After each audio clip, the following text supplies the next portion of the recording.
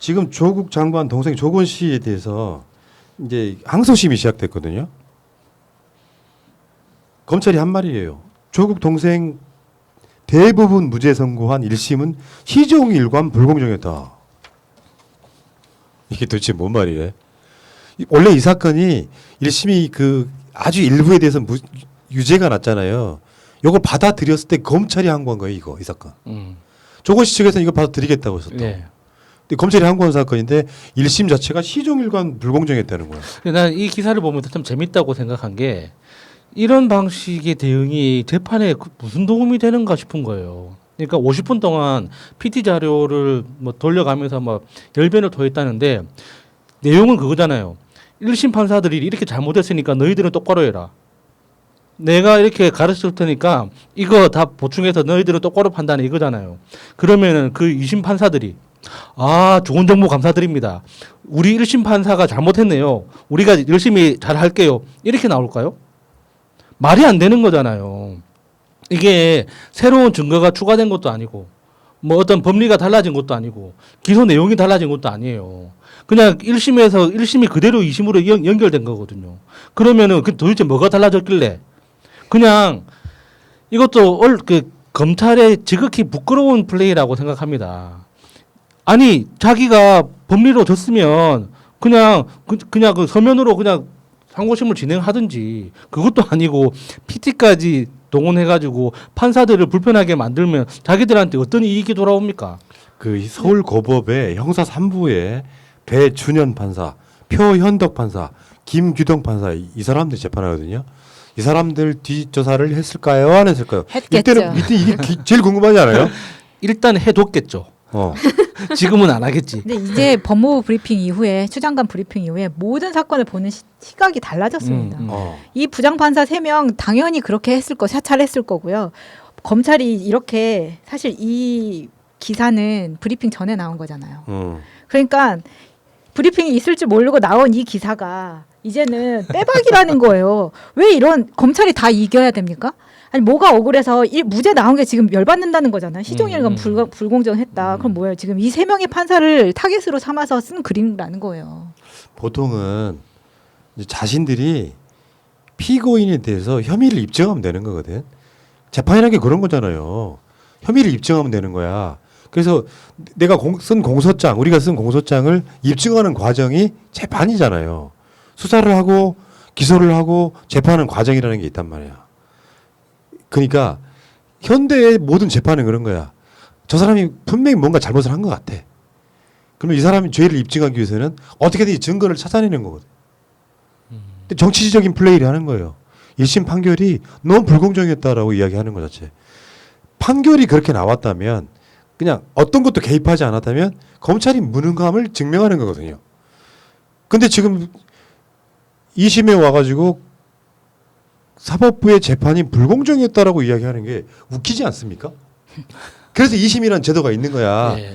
내가 1심에서 있어 무슨 제대로 된 증거를 못 찾았거나 하지만 2심에서는 꼭 유죄를 받아내고 말리라라고 하는 그 행위를 해야 되는 것이 재판인데 재판 시작하자마자 2심 시작되자마자 1심 재판은 불공정했다.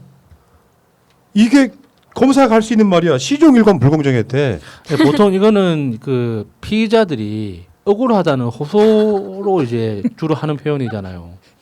판사가 너무 불공정했다, 일방적이었다, 나는 억울하다 이거 아닙니까? 근데 웃기는 게 검찰발 기사는 이렇게 많이 나오는데 왜 판사발 기사는 안 나옵니까? 이 정도 되면 판사는 커뮤니티 없어요? 왜 조용하냐고 이런 난리를 쳐야지.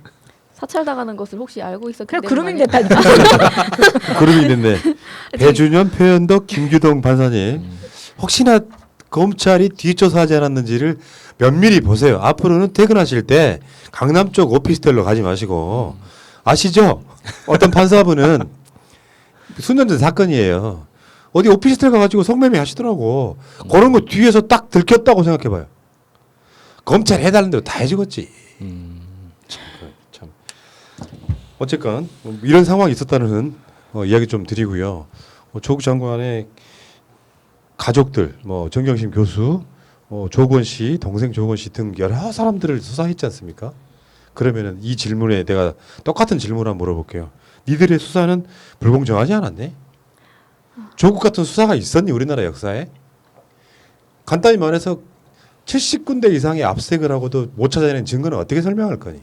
그러니까 이런 재판들을 이기기 위해서 판사들의 성향을 알아야 되고 가족관계를 알아야 되고 그걸 알아서 뭐 하려고? 이런 질문이 딱 들지 않습니까? 정경심 교수 재판한 1심 판사들이 뭔가 이상하다는 소리는 되게 많이 했잖아요. 네. 우리 의심할 수밖에 없는 거야. 뭔가 약점 잡힌 거 있으세요? 앞으로는 그렇게 시각을 바라보려고. 재판 이상하게 나오면 그렇게 바라보려고. 김경수 2심 재판한 그 판사도 뭔가 보이지 않아. 이상하잖아요. 근데 이거 그리고 이 검사들 뭐 검사들, 판사들, 의사들 이런 사람들 다 1등들이고 공부 잘하는 사람들이잖아요. 그 사람들 수준이라는 게 합리적 의심이 아닌 막연한 의심을 근거로 들어 무죄를 선고했다 이러는데 본인들이야말로 막연한 의심으로 유죄를 지금 주장하고 있는 거잖아요. 근데 이런 땡깡 부리는 진짜 표현을 하자면 정말 땡깡 부리는 이런 말이나 하고 있고 이게 수준입니다 지금. 그러니까 그 법이라는 걸 공부하면서 도대체 뭘 배웠는지 정말 의심할 수밖에 없어요. 그러니까 사법고시 합격한 이후로 전혀 공부를 하지 않았다는 의심을 할 수밖에 없는 거죠. 아니 자기가 사법고시 공부할 때는 열심히 공부했겠지. 그런데 그 이후에는 검찰이라는 조직 안에서 선배들한테 배운 노하우대로 그냥 그 쓰여진 양식대로 피의자의 이름만 바꿔가면서 진술을 줘서 그대로 바꾸고 하는 이런 데 물들었다고밖에 의심할 수밖에 없는 거예요. 제대로 법을 공부하고 꾸준히 법을 연구하고 공부했다면 이런 식의 이게 부끄러운 논리를 어떻게 주장합니까? 그래서 다시 한 말씀드려요. 검사들 한 팀이 수사하고 기소하고 공판까지 해요. 물론 공판 검사가 따로 있긴 합니다만 한 팀이라고 한 팀. 그러니까 이놈들은 이 사람을 유죄를 입증해야 되는 기계적 본능이 있는 거예요. 그래서 다시 한 번 말씀드리지만 정치권에도 제가 건의를 드리지만 앞으로 검경 수사권 조정이나 이런 것들이 가장 중요한 핵심은 검사들을 기소만 하게 만들어야 됩니다. 경찰이 수사해온 걸 바탕으로 기소해서 재판만 하게 만들어야 되는 거예요. 그 어떤 차이가 있느냐? 팀이 다르고 조직이 다르잖아. 경찰과 검찰이. 그러면 유죄 입증을 위해서 이렇게 기를 쓰고 이상한 짓거리를 하지 않는다고요. 밖으로 수집해온 증거만 갖고 이 사람이 유죄냐 아니냐만 판단하면 되는 거야. 그러니까 지금 조국 장관에 대한 수사도 못 이길 것 같으니까 판사들에 대한 사찰이라는 의심을 받는 거는 대한민국 검찰의 그러니까 검찰 역사에 지금 길이 남을 흑역사가 쓰여진 거예요. 완전 미친놈들이구나. 검찰은 현재까지는 수사로 말하는 거지. 뒷조사로 말하는 거야 이게. 공소유지란 대충 국민들이 들으면 개돼지들은 그냥 그런가 보다 하겠지만 공소유지가 그거랑 무슨 상관이 있어. 죄만 확실하면 되지. 그렇죠. 여기까지 할게요.